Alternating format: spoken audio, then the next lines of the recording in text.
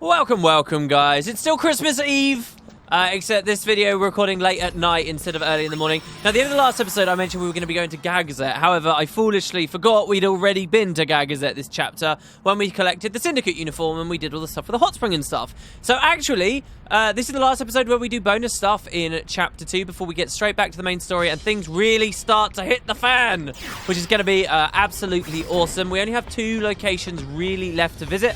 One of them is the Moonflow, to finish up some stuff with Tobly, and the other one is Zanarkand. So this is going to be pretty cool. Hope you guys are all doing good. Now, something sad kind of happened, and I feel really bad about this. I left my game on all day today. I recorded in the morning, went away, had a great Christmas Eve. We, stuffed a turkey. This is the first day I've properly done turkey.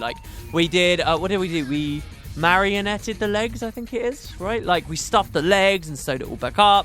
We did, this giant sound. It was amazing. But it's been a long day, and anyway, I'm sitting down now, and I left the game on all day. So our playtime is now a little bit bloated unnecessarily. Anyway, so check it out. To recap, Besaid, the Aurochs had that annoying guy. We ran the Gunner's Gauntlet, which I promised you guys I'd get better at by the next time we do it. Kidoka Island was totally locked off. None of them wanted to have anything to do with us in this chapter whatsoever. Luca, we went and we were on a TV broadcast. We could actually return there and play a mini-game called Sphere Break, but we're not going to do that this chapter. The Mien High Road, we had a quest to get a chocobo, and some mysterious things started happening if we looked close enough for them. Mushroom Rock Road, depending on whether you gave the sphere to the Youth League or to New Yevon, they either liked you or didn't, but we got to speak to their leader, Nuge, and he gave us another one of those Crimson Spheres. The Jose Temple, nothing new changed here at all. It was just that if you hadn't signed up to start digging in the desert in the previous chapter, you could start doing it in this one instead. You've got the Moonflow, where we haven't been. Guado Salam is the current place we want to go. Thunder Plains was calibrating the towers. Makalanian Forest was kind of related to the Moonflow stuff. It was actually helping Tobly find another band, and we hired those guys on. The Beacon Out Desert is basically the same as last chapter, and we were there before, obviously, when we got the Syndicate uniform. Bevel, they either let you in and you can talk to the Kinderguardians, or they don't, depending on what you do with the sphere. The Calmlands, very little change, but we did, because of Classco, manage to unlock the Chocobo Ranch and get a new class. Mount Gagazet, we went to the Hot Springs, we gave more advice to all of the Ronso, and the Zanarkand Ruins is the other place. So that's the entire chapter in a nutshell. Let's go to the Moonflow. Tobly show is coming up pretty soon. Let's sell some bargain tickets and make this one a success. And here we go. So not only is it now Christmas evening, I swear, right now, right? It's Christmas Eve evening. Here we go. This is literally one of my favorite times of the year. It's where you just get to sit back, relax with a beer or two. You've had a nice evening. It's warm. It's cold outside. And it's just got that magical tingle in the air we all felt when we were kids. It's so good. All right, so we're going to come over here, and we're going to actually see that Tobly started setting stuff up. Remember in the last chapter when we came here, we helped escort a cart full of supplies? Now, if you escorted that cart full of supplies in Chapter 1, you get a bit of a bonus reward here, and things continue to get better. But as a result of that, you can actually see the carts here, see? And they got stuff setting up. Here's one of his Hypello assistants, who says, "The tickets simply do not sell." Oh dear, the tickets don't sell? Hello, Tobly, what's going on, buddy? But the tickets aren't selling. We'll end up with an empty house. That's like a full house with none of the people. What do you say? Will you help me sell tickets, that is? I don't know. You can cash in if you sell high. I don't know. Come on, Uni. Let's give it a shot. But Riku, we're Sphere Hunters. I mean, what is this? We're Sphere Hunters. We're about to get to some awesome story, and we're just delaying with this episode, dealing with this. What is this? All right, sounds like fun. Let's do it. Last time we randomly got a sphere. With the Gullwings in charge, we'll sell out for sure. Imagine the crowds. The rest is up to you. Okay, so this mini-game works a little like this, or this mission, so. You can travel all around the Moonflow. You can speak to different people, and they'll all buy tickets from you. So the game describes it as this YRP. The Scalpers 3. Talk to people along the south and north banks of the Moonflow. Okay, with Square, and sell as many tickets as possible at the base price. That voice was so annoying, it annoyed me. Is 1,000 gil, but if you can sell the tickets off at a higher price, the profits are yours. So that's kind of our incentive. Not that we care too much about money right now. But so we want to sell tickets. So let's try and sell one to Tobly, shall we? Well, it doesn't work. He says, "How's your working out? Want to keep selling, tickets?" Well, we're still sitting. So we want to sell 10. Really, the main thing you want to do here is just sell 10 at a profit. At what Tobly was asking for, which is 1,000 gil each. That's the least you have to do well. But if you do better, you get extra stuff. And if you did the stuff in the previous chapter, you get even more extra stuff. So we're still selling. We can speak to the assistant as well, who doesn't really say anything interesting. But so what we're actually going to do first is, you know that there's crowds, obviously, where we just came from. But come back towards the screen. Immediately find this chick. By pressing square on her, you can decide how much you might want to buy the ticket for. So if you sell them all at a bargain price of 200 gil, you're going to ruin your odds here. Some people will pay more than others, and it's kind of like up to you to decide based on what they say. So she says, you've got tickets, right? How much? So she seems fairly excited. Now, I can tell you she won't pay 2,000 gil, but she will pay 1,500. She said, that's cheap, so of course I'll buy one. And we say, hope you enjoy the show. So again, we sold that one for what Toby was asking for, and at a profit, which is great. Those old people there aren't going to be too interested. Now, you can press square on a lot of people, but you only want to pick the correct 10 if you want to do perfectly, which is what I'm showing you guys here, which comes directly from my trusty guide here. Oh, we get another Hypello assistant. The tickets simply are not selling. They all say that. That's because you're terrible at selling stuff. It's funny, because if you speak to the kids around the game, they're all way more keen about, like, going to open air and Argent by using the Hypello name, so... I don't know, the Hypello should at least be able to sell to kids, right? Right? Well, we're actually going to come a long way up here. I don't know whether there's random encounters right now, but there's actually an Albed woman that we're looking for all the way up this road. If you want to do really, really, really, really well, then that's the lady you want to look for. We've actually got a pretty interesting setup going on with the girls right now. I'd really like to show you guys. I think there's a hidden chest over there as well. Here we go, all the way back here. I was almost scared she wasn't here for a second. But we'll wait until we get into a fight for that. So she says, tickets to a show? How much are they? Well, it's 1,500. It's a little on the high side, but trust me, it's a new, really interesting artist. I think you'll like it. You just got to give it a shot. And, the price dictates almost on its own that there's got to be some production value there, right? She says, all right, I'll take one. Sweet. Hope you enjoy the show. I always think of Una with those stupid balloons every time I read that. Anyway, there you go. That's it. That's all you want to do here. You want to go all the way back to the cart now. So, there was no chest. Great. You want to go all the way back to the cart, so I will see you guys over there. Oh, man. It's hard not to smile. I mean, Jesus, look at how cool life is sometimes. This is like the best way to be spending a Christmas Eve. Few hours before midnight. It's brilliant. All right, well, let's talk to the old people, see what these guys are saying. Spira seems destined for an age of fun and festivity, wouldn't you say? Now, you might think that you want to advertise it to him, but here's a little thing for you guys. For the old people of Spira, and this one says, I hear they've set up some sort of attraction in the Calmlands too, so they're more interested in that. The old guys, you don't want to try and sell tickets to them. They don't have much money. They don't have much disposable income. You really don't want to be bothering that. And no matter how excitedly that kid was prancing around at his mother there, don't do that either. What you want is this lady. Look at her. She looks classy. Look at those high heels. Look at that nice, extravagant, almost Egyptian-looking skirts. Wonderful stuff. So we're going to talk to her. She says, depending on who's performing, I just might go see it. You're damn right you will. She'll pay 1,500 gil as well. She says, that's a steal. One, please. Hope you enjoy the show. Awesome. We're going to save. For some regular chat with these people here as well. No one is asking for tickets. This little girl, remember, says, shoe puff, shoe puff, shoe puff. Is there shoe puffs in the show? The funny thing is, this little girl, right, when you press square, and I already did this off screen, you can matchmake to her. I was like, it's like, what? You can't matchmake to any of the guys in the game to have, like, a gay relationship, but they'll let you matchmake to clearly a child. All right, sure. Okay, let's not question the game. Let's not go there. The shoe puff isn't going anywhere. We can leave after watching the show. All right, well, let's just assume she's already bought a ticket, shall we? And so now what we want to do is we want to come down here. And you'll notice that so far we've only sold to women. Well, this time, this is the first guy who's interested. And he says, g'day, mate. Do you know if there are any tickets left to the show? I'm dying to see it. You're damn right there are. And they're not actually very cheap. They're 2,000 gil. Sorry, but we don't have many left. I don't know that we've got 7 left. 2,000 gil, take it or leave it, dude. He says, yes, please, yeah, mate. Sweet. Hope you enjoy the show. And this person on the steps actually wants to buy one as well. I'm not sure what the hubbub is about, but I do have a lot of time to kill. Perhaps I will go see the show. All right, so you're selling the tickets, yes, and we're going to go for 1,500 gil. Just don't let the guy in the green shirt hear about this ultra great price. I don't want to cause any animosity between the two of you. I just like the twinkle in your eye. I'd say we have a deal then. Excellent. I hope you enjoy the show. So really, that's the people that we're looking for here. But there is, of course, more to the Moonflow, and ride the shoe puff. For that, we want to ride the shoe puff, so let's get on.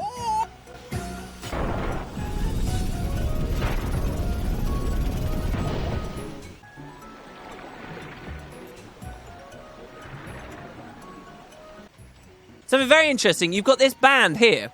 Now, their names, okay, are Dorea, who says, your airship made me a wee bit queasy. Oh, I'm dizzy. Pucara, who says, Toby's a good high pedal hand. Went to find another band. And then we have Bora, who says, your flying Machina gave us quite a shake. So these are the guys that we saw at the end of Chapter 1 on the airship with us, the people that we saw in Killiker, the people we pushed into the elevator with Toby and got Enterprise, and the people we scouted in this chapter, I probably should have come here first, are another band, so there's actually 2 of them. Anyway, the lady next to the spinner machine, premium buyer. She says, you got tickets, how much are they? 2,000 gil, lady. She says, all right, why not? Hope you enjoy the show. I just spoke to her first, actually. She says, I hear there's a show on the other bank. Maybe I'll take the shoe puff across and see what it's all about. So you want that person, and this little girl over here as well. Like, oh, this makes me think of Mowgli. I don't know why. It's probably the red pants. She's loaded. She says, I have a little pocket money, so I can buy a ticket too. Kids don't have any idea what pocket money is. I'm sorry, that is an extortionate amount of cash. But she's going to pay it, and at the end of the day, we are a money-grubbing entrepreneur. Of course, we're going to take it. See, I told you I had enough. Hope you enjoy the show. Don't tell your parents how much you paid for that. So that's all you really want for the premium buyers on this screen. We're going to go over here now.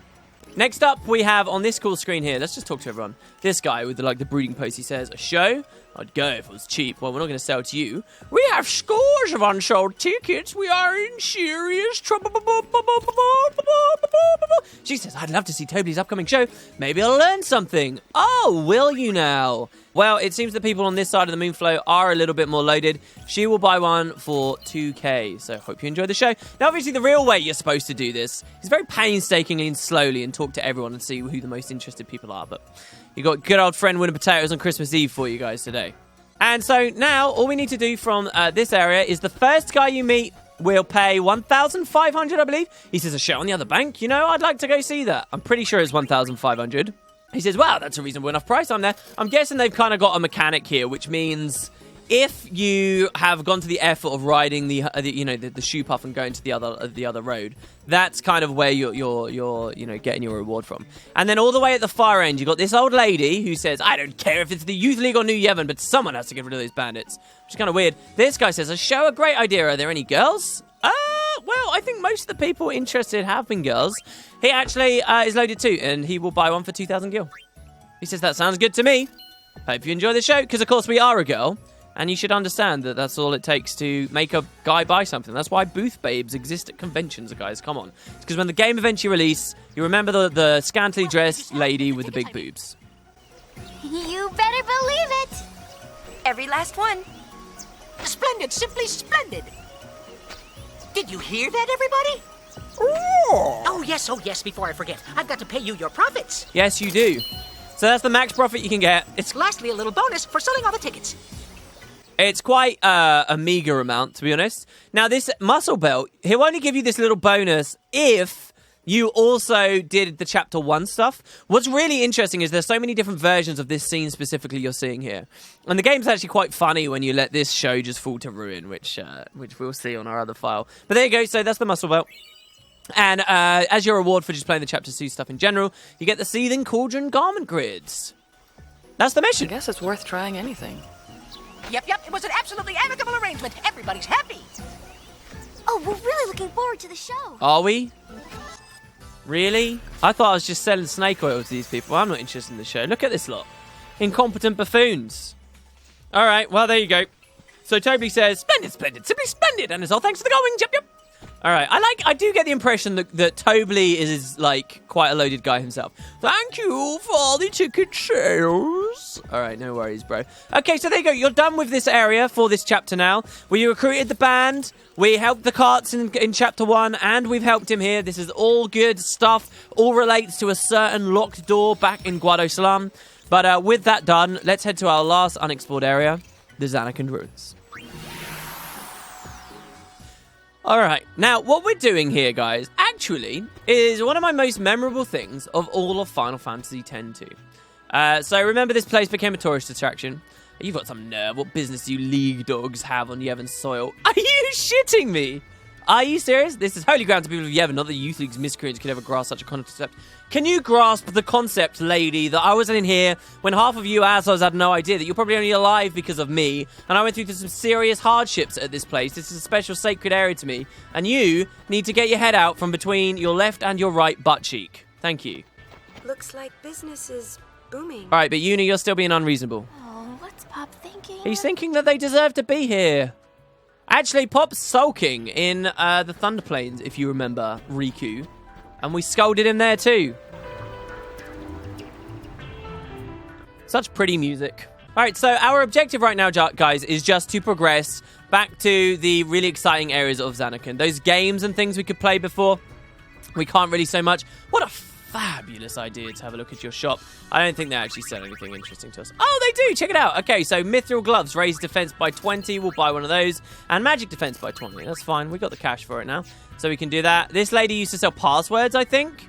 Now there are fiends and monkeys in there. You'd better watch out, she says. Monkeys in here? You guys might remember a little bit about monkeys from before. Actually, something interesting as well, some trivia about the last time we were at Zanarkand Ruins. Remember that I told you guys that we had like multiple options with the Isaru thing. When the girls were like, Isaru, is that you? And I said in the Japanese version of the game, it was a different option that we had to pick. Actually, one of you guys mentioned in the comments exactly what happened here. See, Saru in Japanese means monkey. So then the password being monkey, right? And Isaru's name simply being an I in front of monkey. It was like that option in Japanese was just an I in front. Does that make sense? And that's why it was the way it was. It made more sense, and it's something that just doesn't work in translation. All right, so we got something kind of interesting going on here. I've actually set up my girls in a unique way now, a way that I think we'll be using for the rest of the game. So we got Psychic Bomb. Yuna is on a Psychic. Riku is on Alchemist, which we got last episode. Okay, and we may as well just attack with her for now. And meanwhile, Pain is on Gun Mage.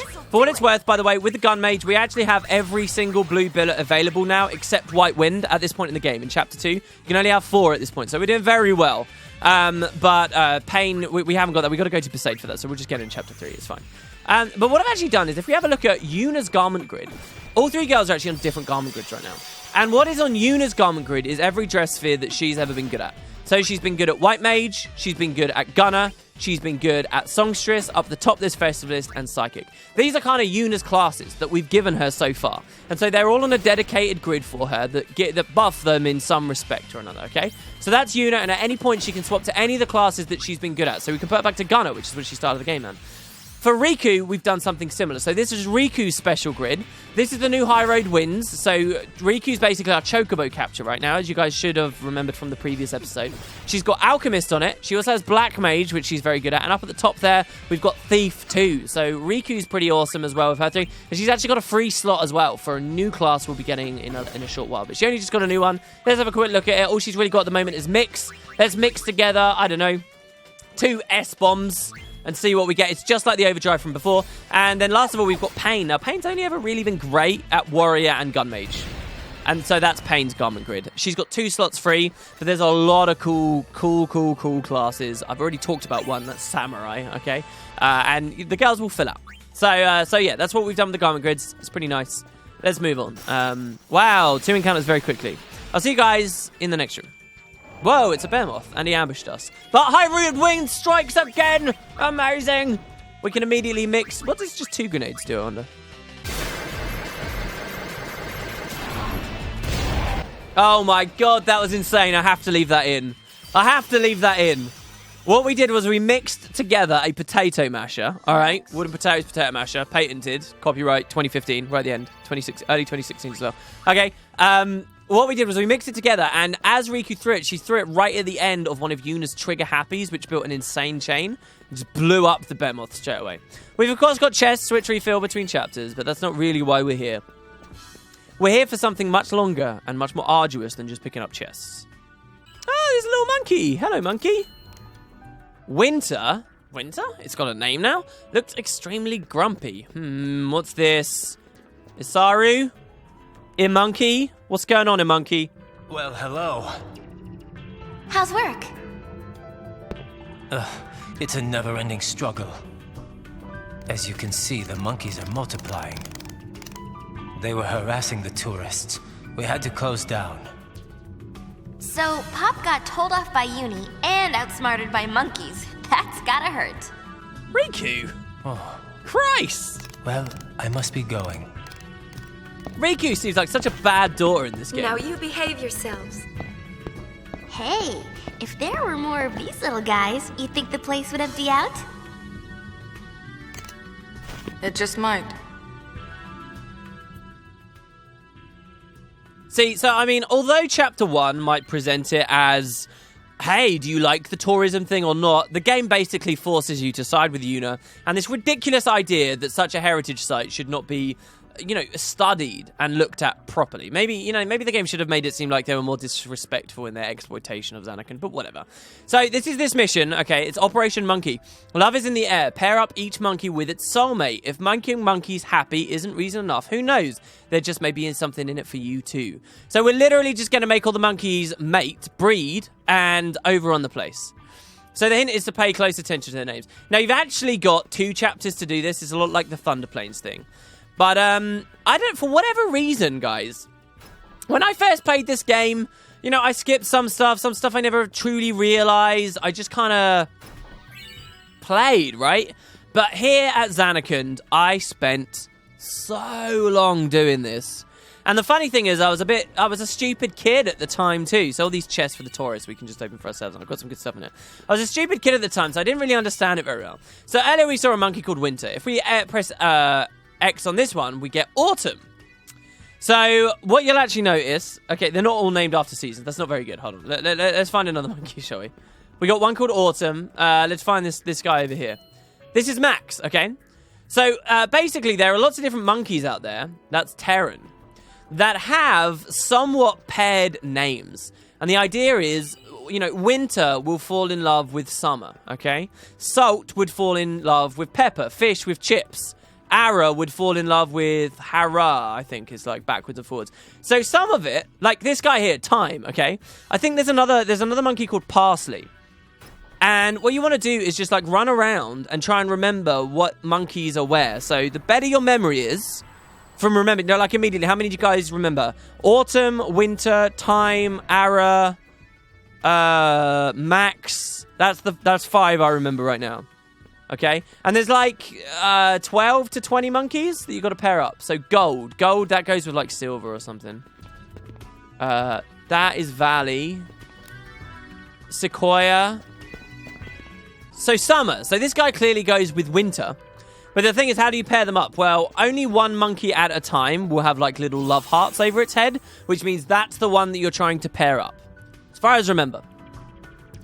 As you can tell, I didn't test file this because it's a very simple premise.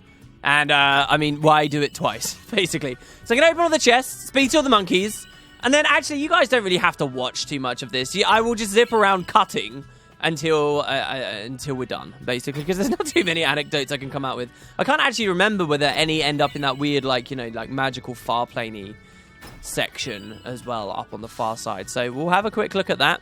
And then, yeah, that's the side stuff in this chapter complete. And we get into some really ridiculous, awesome stuff. We're going to be infiltrating Bevel. Oh, it's going to be... Okay, so check it out. All right, who else have we got here? So that's Dawn. Dawn with Sunset. Sky. Sky's gazing into the distance. But this one here, Birch. Birch is in love. Grab him.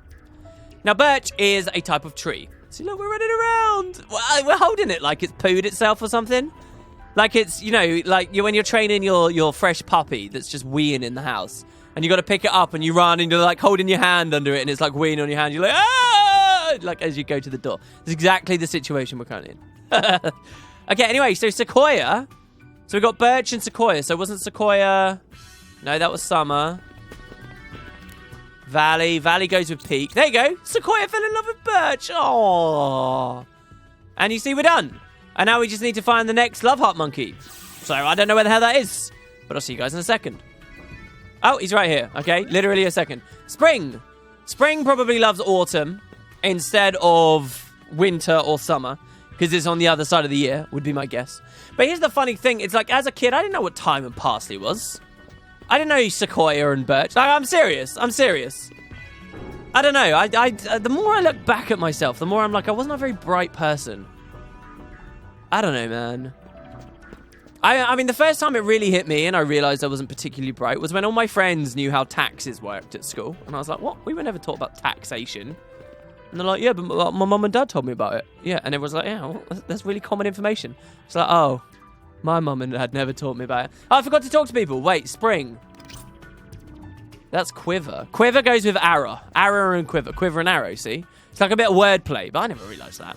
Spring and autumn. There we go. Yay! All right, next love monkey. Where are you at? Now, in case you're wondering, because we have seen monkeys in loads of places, they're stealing money, especially in the previous chapter, they will not appear any further away than this. This monkey here, Dusky. Dusky is literally the furthest away one. Now, I think Dusky goes with Dawn. Dawn and Dusk. So, Dawn was like on the far side, so we got a long run here. But they'll never appear like back in the dome or any of that stuff.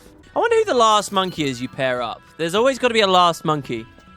I wonder if he's called Rosemary. Rosemary, stop taking my money. I swear to God, I will kill you. And you, Minnie. Damn it, Soul.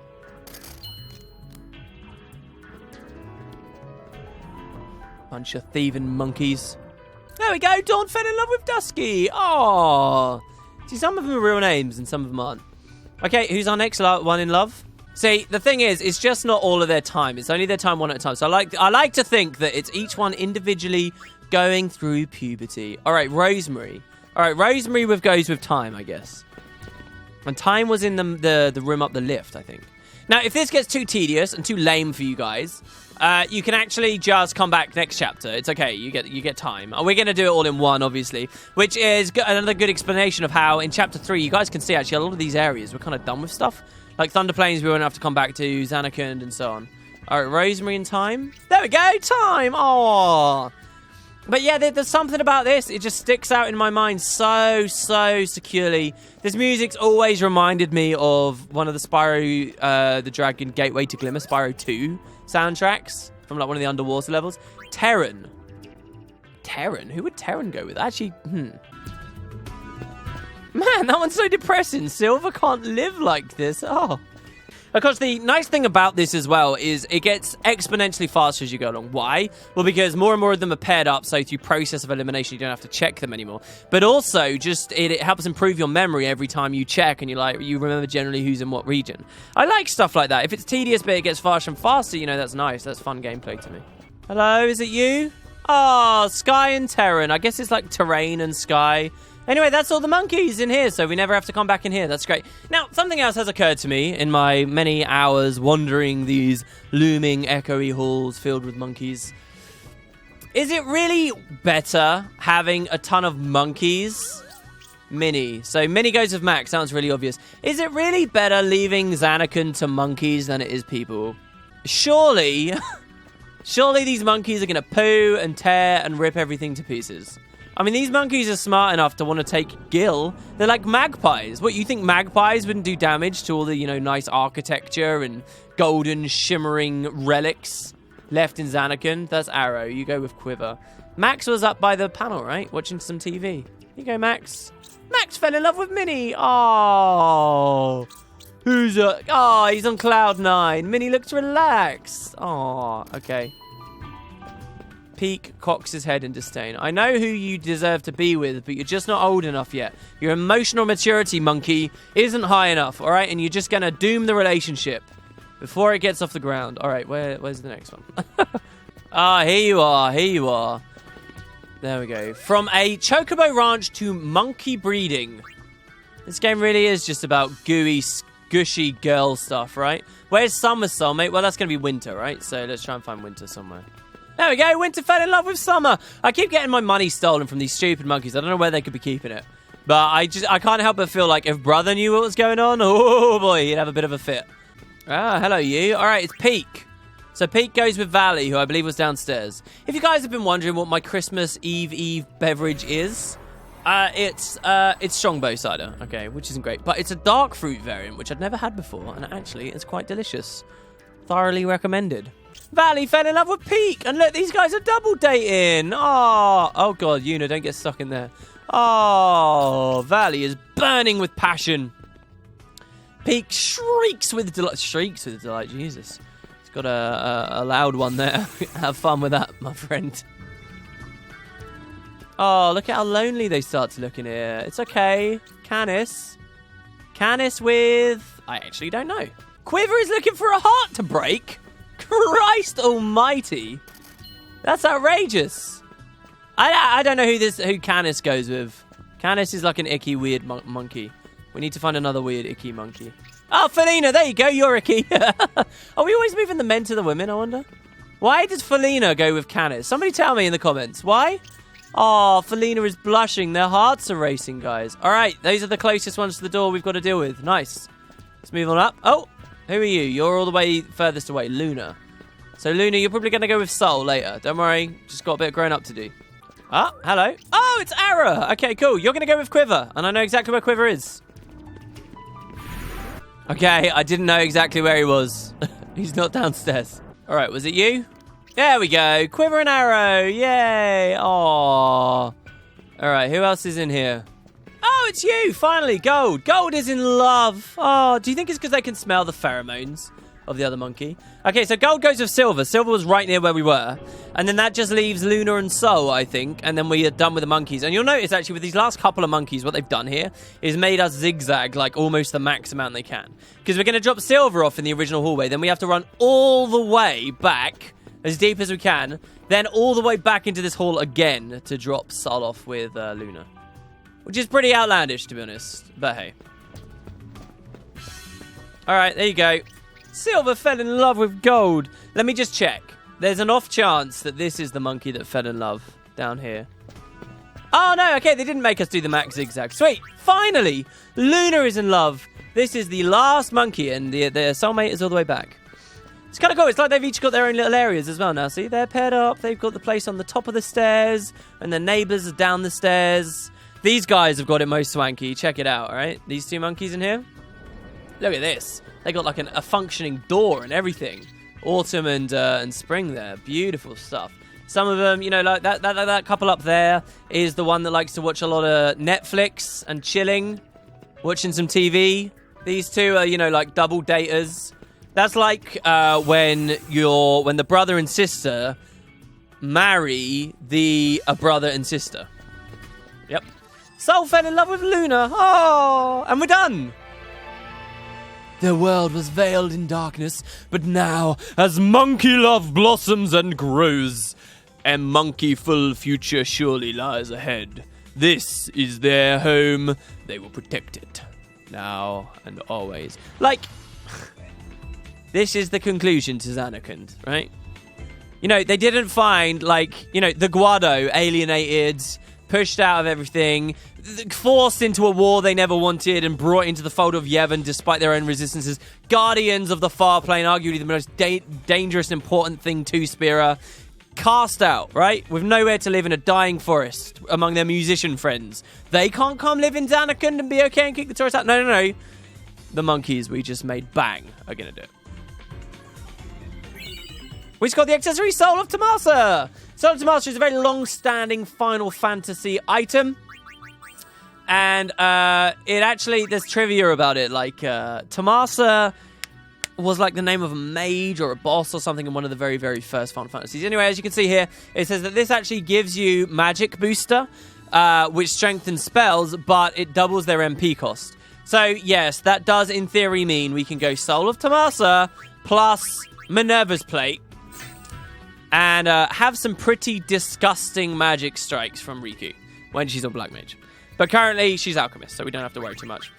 And that, guys, is pretty much it for the chapter. So next episode, we will be returning to the LeBlanc Syndicate with our outfits. If you guys remember, at the start of the chapter, they stole from us. They stole it, our precious. The half of the sphere we found here in Zanarkand. Remember, we've had half a sphere. They nicked it from us. They broke onto our airship and stole it from us for whatever reason. We want it back. And by reclaiming that, we're going to find out some pretty interesting secrets about Spira, and maybe even find ourselves in a bit of a weird alliance. Be a very interesting episode. Hope you guys enjoy. I'll see you next time. Have a great Christmas, as it's probably already passed by the time this video's up. But I hope you guys had a good one, and I'll see you next time. Little bit of trivia here, I guess. This is the first one of these that I've done. No idea how long this is going to take. I've got 60 to go through. But here we go. So, the story of the salad. Lady Una, to imagine that one such as I could ever accompany you on your journeys, there could be no greater joy for a monk of Yevon to feel. Since the time of Yoka, I have desired to fulfill my dreams of guarding the great summoners, but never did I believe that I would see my dreams come true in this monstrous form. Biding my time in this shell was the right move after all. Old though I may be, I swear to you I shall train day and night to become a worthy protector. Ugh, quite a strain on this old man. But I'll be fine, lady. I swore to be your guardian. I won't let something like this strike me down. I will stand strong until we arrive safely at Zanarkand. Leave everything to me, Lady Una. I shall protect you. Still, the shaking of this ship does cause me some consternation. Are the storms of sin closing in on us? What's this now? The ship is powered by machines? Lady Una, what a horrible joke! Yevon teachings state that the machines are forbidden. Please, don't tease an old man. And you say sin no longer terrorizes us? That the calm will last for time eternal? What tall tales you would have me believe. I'm not as senile as you might think, Lady Una. And you tell me peace reigns throughout the land and that you're no longer a summoner, but a sphere hunter? So, this ship has been overcome by the foul taint of sin. Forgive me, Lady Una, for failing you. No, I must not give up. We must make haste to Zanarkand, to Lady Unaleska. Then Lady Una will see the truth. Tale complete. Ending.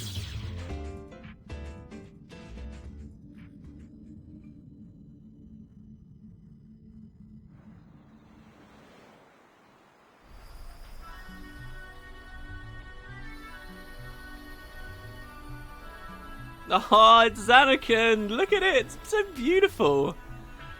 Oh, she had hoped no one else would ever stand there, where Tidus once stood. Well, this salad is stood there.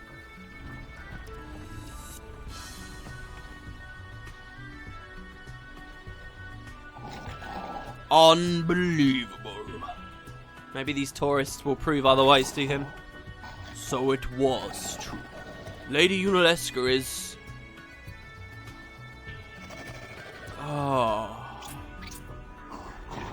I do not wish to know anymore. I cannot live in this age, having learned that is enough for me.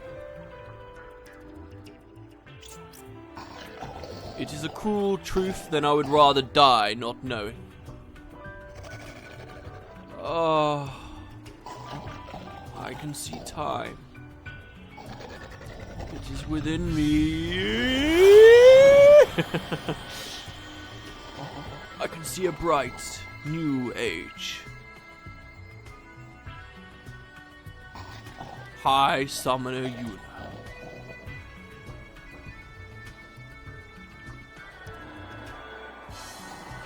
I leave Spear in your hands. And so passes the story of the Salet.